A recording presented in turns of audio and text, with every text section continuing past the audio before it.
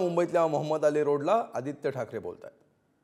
Vedanta Foxconn हो, बलड्रॉथ park हो, medical device park हो, एयरबस टाटा हो, ये सारे के सारे कहां लेके गए हैं? गुजरात। गुजरात से मेरा कोई झगड़ा नहीं है, कोई खराब रिश्ता नहीं, गुजरात में भी मेरे सारे दोस्त हैं।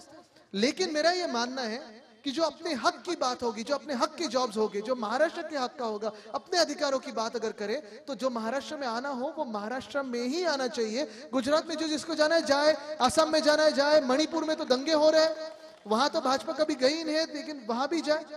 लेकिन हेच माझं दुःख आहे की जे आपल्या हक्काचं आहे, जे आपल्या अधिकाराचं आहे ते आपल्या हातातून काढून गुजरातच्या हातात टाकत आहेत। आणि आज आपण बघा या महाराष्ट्रामध्ये जे वातावरण निर्माण होत चाललेलं आहे, एकंदर आपण पाहत आहोत, एका बाजूला शेतकरी आत्महत्या करत आहेत, दुसऱ्या बाजूला मुंबईचे हाल, कितने सारे रास्ते हैं जो 2 सालों से 1 सालों से ऐसे के ऐसे पड़े हुए, कहीं रास्ता खोदा हुआ है, कहीं रास्ता खोल के रखा हुआ है, कहीं सीवर लाइन का प्रॉब्लम चल रहा है, लेकिन कोई बीएमसी से आता नहीं है, कोई ये भाजपा से आता नहीं है, क्योंकि उनको मुंबई के बारे में कोई प्यार नहीं है।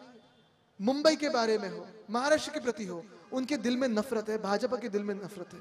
मुंबई को उनको खत्म करवाना है, महाराष्ट्र को खत्म करवाना है, ताकि फिर उनके जो मन में हो, मन की बात उनकी हो, वही चल सके। अपने जो दिल की बात है, मन की बात है, उन्हें सुनना नहीं है।